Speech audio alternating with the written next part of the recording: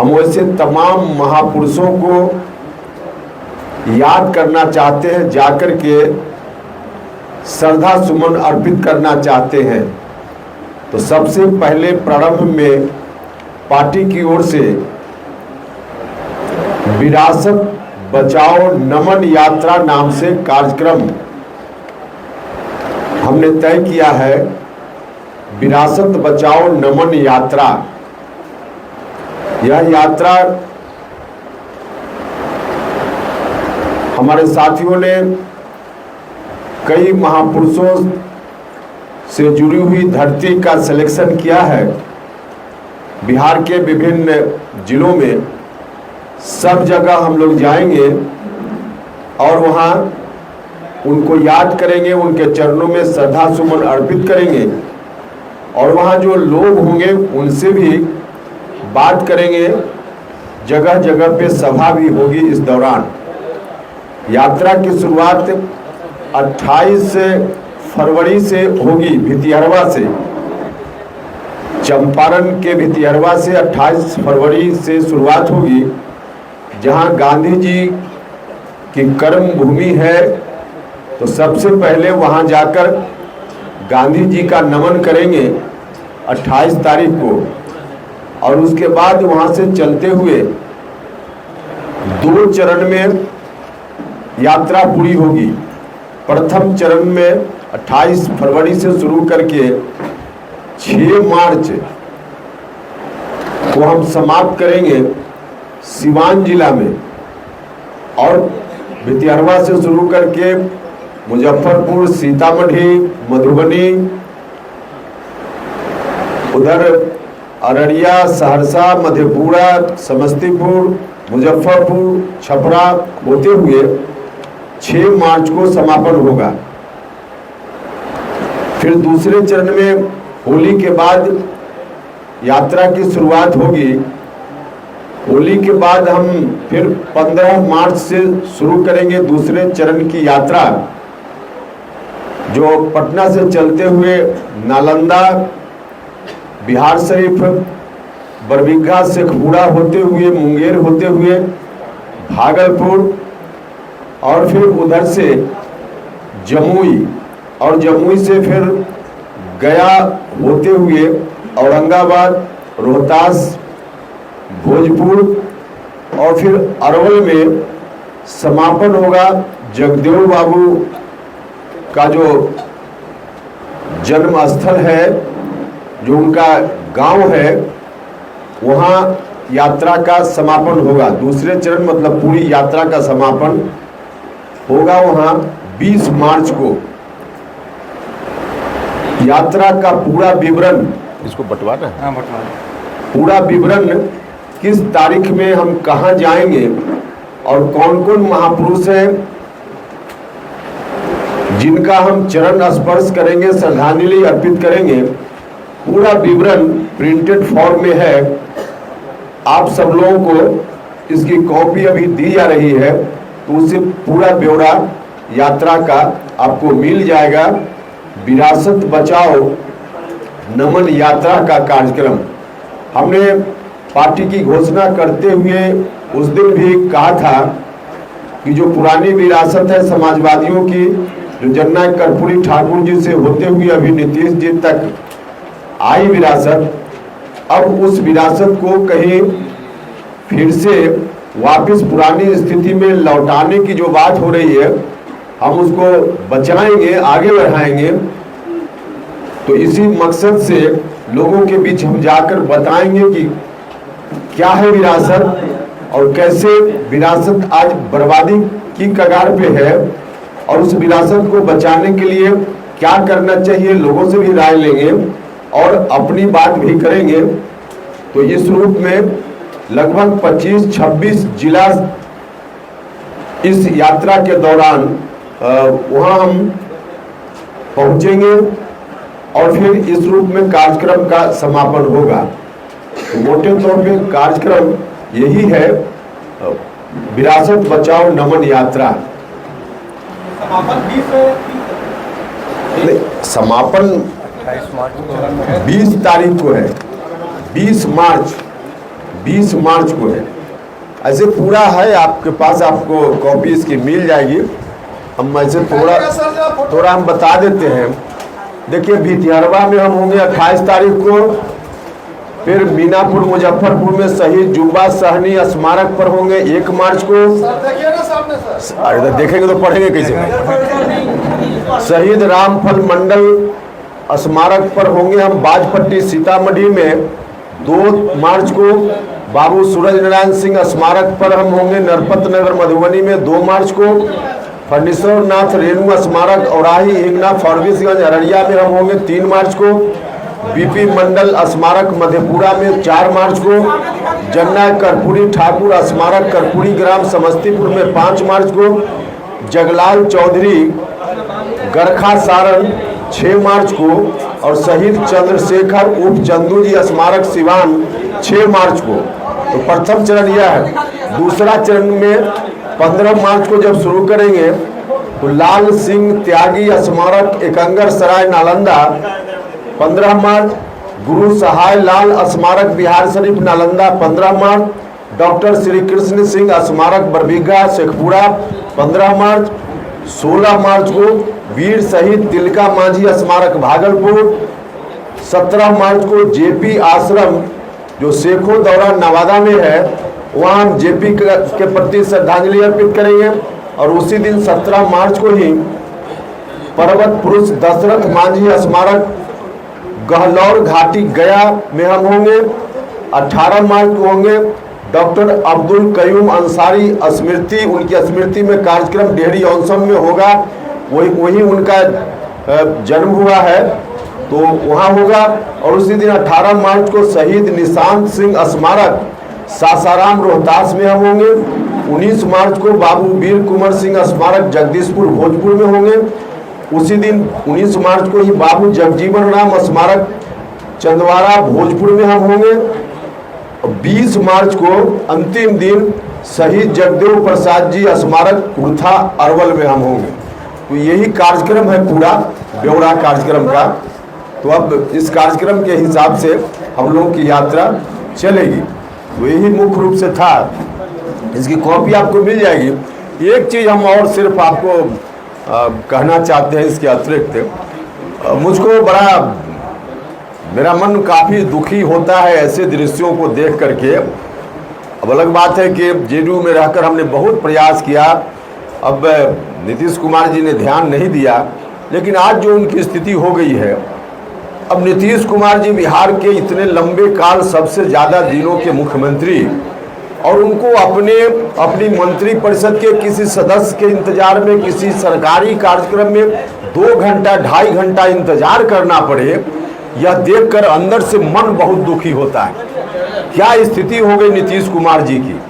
2.5 घंटा 2 घंटा नीतीश जी इंतजार करें अपनी मंत्री परिषद के किसी सदस्य के लिए, और वह भी कोई बाहर से आ रहा हो, फ्लाइट में देरी हो गई, कोई और कारण हो गया बड़ा, वह नहीं पटना में रहते हुए अपने घर से निकलकर 4 कदम की दूरी पर 10 मिनट में जाना है, और वहाँ मुख्यमंत्री जी को इंतजार करना पड़ा। अब उनकी ऐसी व्यवस्था देखकर हम लोगों को भी अंदर से बड़ी परेशानी होती है। तो अब जो स्थिति बन गई है, मुख्यमंत्री जी आज नीतीश कुमार मुख्यमंत्री हैं, तब उनकी यह दुर्गति राष्ट्रीय जनता दल के लोगों ने बना दी है। और मुख्यमंत्री की यह दुर्गति है तो जनता दल के लोगों को, जनता दल यूनाइटेड के लोगों को सोचना चाहिए कि आज नीतीश जी मुख्यमंत्री हैं, उनकी यह दुर्गति राष्ट्रीय जनता दल के लोग बना रहे हैं। पूरे तौर पे अभी सत्ता में नहीं आए हैं, तब कल यदि सत्ता में आरजेडी के लोग आ जाएंगे तो बिहार भर में जो नीतीश कुमार के लोग हैं उनकी तब क्या दुर्गति होगी, यह सोचकर भी अंदर से दिल ही उठता है। अभी सत्ता में पूरे तौर पे नहीं है मुख्यमंत्री नीतीश जी, और तब मुख्यमंत्री की यह स्थिति, और कल पूरे तौर पे सत्ता में आने के बाद नीतीश जी के लोग जो बिहार भर में हैं उनकी क्या दुर्गति राष्ट्रीय जनता दल के लोग बनाएंगे। यह ठीक है कि हम लोग वैसी स्थिति नहीं आने देंगे, इसलिए हम लोगों ने इस रूप में संकल्प लिया है। तो इन्हीं संकल्पों के साथ हम जा रहे लोगों के बीच में, लोगों को आगाह करने कि वैसी स्थिति नहीं आने देने का काम करना है। तो मुख्य रूप से आज यात्रा के माध्यम से जो हम जाएंगे लोगों को यही बताने के लिए कि जो दुर्गति आगे आने वाले दिनों में हो सकती है उससे बचने का रास्ता है। आइए आप लोग साथ दीजिए, सहयोग कीजिए, अपने महापुरुषों के चरणों में श्रद्धा सुमन अर्पित करते हुए, सर झुकाते हुए, यही आम लोगों से भी हम आग्रह करने वाले हैं। चलिए,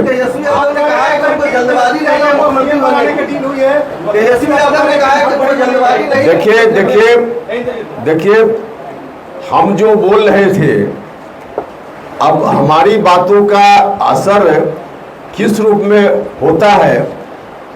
जिस दिन हमने पार्टी अनाउंस किया उसी दिन जनता दल यूनाइटेड के राष्ट्रीय अध्यक्ष ने कहा नीतीश कुमार जी की बातों से ठीक उलट नीतीश जी ने पहले ही घोषणा कर दी है कि अगला तेजस्वी यादव, और ललन सिंह जी ने कह दिया, आप लोगों के सामने कहा कि नहीं ऐसा कुछ नहीं, हमने नहीं कहा है। और फिर कल किस तरह से उनको अपना वापस लेना पड़ा, ललन सिंह जी को अपनी बात वापस लेनी पड़ी और उनको भी कहना पड़ा कि नहीं नहीं नहीं, नीतीश जी ने जो किया है कहा है वही सच है। और उधर से फिर तलवार निकाल ली आरजेडी के लोगों ने, उन लोगों ने कहा कि कैसे हो सकता है, और उसी का परिणाम था ललन सिंह जी ने जो कहा मुख्यमंत्री जी के बयान से उलट, उसी का परिणाम था कि माननीय मुख्यमंत्री जी को 2-2.5 घंटा तक इंतजार करना पड़ा, उसी का असर था। तो इसलिए हम जो कुछ भी कहते रहे हैं वह तो अब साफ साफ दिख रहा है, साफ साफ दिख रहा है। लोग भले बातों में न स्वीकार करें या आज स्वीकार करके कल वापिस हो जाएं, अलग बात है, लेकिन डील तो पक्की है। डील अगर नहीं पक्की है तो बताएं ललन सिंह जी, उनको क्यों वापिस लेना पड़ा स्टेटमेंट, उनको क्यों कहना पड़ा नीतीश जी ने जो कहा वही सही है, किस परिस्थिति में बयान दिए और क्यों वापस लेना पड़ा बताएं। और फिर आरजेडी के लोग, आरजेडी के कई लोग, विधायक लोग, अब उन लोगों ने कहा कि नहीं नहीं, अब तो होली के बाद इनको करना है, जाना है इनको, तेजस्वी को मुख्यमंत्री बनना है। तो यह बात अब इस रूप में आ रही है। और दूसरा कि मुख्यमंत्री जी के बारे में राष्ट्रीय जनता दल के लोग किस रूप में पहले बोल रहे थे। हमने कहा एक विधायक, माननीय विधायक के बारे में जब उन्होंने क्या क्या मुख्यमंत्री जी से कहा, और दिखावे के लिए बाद में मेरी बातों का इतना असर हुआ कि दिखावे के लिए राष्ट्रीय जनता दल ने शोकॉज नोटिस जारी किया, लेकिन सिर्फ दिखावे के लिए अभी भी कोई कार्रवाई नहीं हुई। तो मुख्यमंत्री जी जो स्थिति आज झेल रहे हैं, अब जनता दल यूनाइटेड का अस्तित्व समाप्त हो गया। जनता दल यूनाइटेड अगर वास्तव में अस्तित्व में होता तो ललन सिंह भिड़ जाते, कहते कि नहीं जो हम कह रहे हैं वही सही है, राष्ट्रीय अध्यक्ष है, लेकिन उनको वापस लेना पड़ा। और जनता दल यूनाइटेड यदि अस्तित्व में होता तो मुख्यमंत्री जी को 2-2.5 घंटा इंतजार नहीं करना पड़ता अपनी मंत्रिपरिषद के किसी सदस्य के आने के लिए। तो कुल मिला जुलाकर जनता दल यूनाइटेड ने अपना अस्तित्व खो दिया है, जो रोज अब दिख रहा है। और यही बात हम लोगों से कह रहे थे और हम जो कह रहे थे वही सच है। बहुत धन्यवाद भैया, तो अपने लोगों को न समझाएं। देखिए यही तो उन लोगों की रणनीति है, एक आदमी धरो धरो और एक आदमी मारो मारो, हम पकड़ेंगे छुड़ाएंगे और तुम मारना, ताकि लोगों को लगे कि हम नहीं कुछ कर रहे हैं, और उधर से डंडा भी चलवाओ। उन्हीं के लोग डंडा चला रहे हैं ना। जो विधायक कल परसों स्टेटमेंट दिए हैं कि होली के बाद, उनको न पूछे। तो यही है, गांव में होता है एक धरो धरो और दूसरा मारो मारो, वही स्थिति इन लोगों ने नीतीश कुमार जी की बना दी है, एक धरो धरो और एक मारो मारो। क्या हुआ? अरे दो आदमी एक बार बोलिएगा तो कैसे? आरोप हो रहा है कि आपकी डील बीजेपी के साथ हो चुकी है, इसलिए आप नीतीश कुमार और महागठबंधन के खिलाफ बोल रहे हैं। हम जो बात बोल रहे हैं उस बात का जवाब देना। उपेंद्र कुशवाहा की डील कहाँ हुई वो अलग बात है, वो ठीक है, लेकिन हम जो बोल रहे हैं इसका जवाब लोग देने। ललन जी जवाब दे, ये स्टेटमेंट क्यों उनको देना पड़ा और देकर क्यों वापिस होना पड़ा? आरजेडी के लोग क्यों कह रहे हैं कि होली के बाद, इसका जवाब लोग देना। जनता दल यूनाइटेड ने अस्तित्व, आखिर 2.5 घंटा तक मुख्यमंत्री को इंतजार इतिहास में कभी हुआ है क्या कि कोई मंत्री उनका 10 कदम की दूरी पर रहा हो और 2.5 घंटा मुख्यमंत्री जी को इंतजार करना पड़े? इसका जवाब लोगों को देना चाहिए ना। तो इसका जवाब तो कोई है नहीं, है जवाब तो दे। आपने जय किसान और जय नौजवान का ये नारा दिया है। लाल बहादुर शास्त्री ने जय जवान जय किसान का नारा दिया था। चलिए ये सब बताएंगे, पार्टी का एजेंडा बाद में बताएंगे। पार्टी का एजेंडा बताएंगे। कोई बातचीत हुई है? नहीं, कोई बात नहीं। संजय जायसवाल से क्या बातचीत हुई? आपको लगता है पार्टी में जाने? अरे संजय जायसवाल जी से बातचीत हमने कल भी बताया था आपको। बिहार भर से बहुत सारे लोगों ने मुझको टेलीफोन पर शुभकामना दी, बधाई दी। मिलकर बहुत सारे लोगों ने अलग अलग माध्यम से, जब हमने पार्टी का गठन किया, उसी क्रम में संजय जायसवाल जी ने मिलकर मुझको बधाई दी। उनको भी अच्छा लगा मेरा स्टेप, तो मिलकर उन्होंने बधाई दी। दूसरे लोगों ने, आप में से भी कई लोगों ने शुभकामना दी है कि अच्छा काम किया। उसी तरह से उन्होंने भी बधाई दी, लेकिन चूंकि घर पर आकर बधाई दी, इसलिए हम भी उनके प्रति आभार हमने भी प्रकट की है। बस इतना ही मामला है। नहीं भैया, वो तो भारतीय जनता पार्टी की रैली, उसमें कैसे शामिल हो? उपेंद्र जी, आप कैसे, क्यों उसमें कैसे शामिल हो? उपेंद्र जी, मध्यावधि चुनाव की स्थिति है बिहार में, मध्यावधि चुनाव की आप क्या मानते? देखिए, अब इसका जवाब तो मुख्यमंत्री जी के दिमाग में क्या चल रहा है वही बता पाएंगे, हम नहीं बता पाएंगे। क्या बीजेपी से वही 14 वाला फॉर्मूला पे डील होना है क्या 3 सीट पे? जरूरत होगी तो आपको बीच में रख लेंगे। चलिए, बीजेपी के किसी बड़े नेतृत्व से बात हुई है जब से आपने ये कदम उठाया है अलग पार्टी बनाने का? कोई फोन आया है, कोई मैसेज आया है? आपसे बात हुई है, खबर ये भी है। जब से हमने पार्टी बनाई है, संजय जायसवाल जी के अलावा भारतीय जनता पार्टी के किसी नेता से मेरी बात नहीं हुई। पार्टी छोड़ने से पहले हुई थी? अभी जब हम मंत्री थे उस समय प्रधानमंत्री से बात हुई थी। अभी कोई बात है? अभी इसका क्या मतलब है? हम मंत्री थे उनके साथ, तो कहिए कि प्रधानमंत्री से बात हुई थी।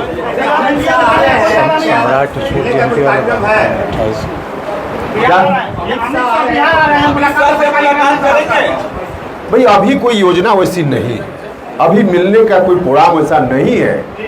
आप लोग विश्वास क्यों नहीं करते? हम बोल रहे तो सही बोल रहे हैं। सिक्योरिटी मिलने वाली है? सिक्योरिटी आपको मिलने वाली है? और सिक्योरिटी बिहार सरकार से हमको Y+ सिक्योरिटी मिली हुई है भाई, Y+ मिली हुई है। अब मिलने वाली क्या है? कोई नया मिलना है क्या? आपको क्या लगता है क्या कि बजट सत्र के बाद या होली के बाद वाकई में अच्छा, ताजपोशी की औपचारिकता ही बची हुई है ना।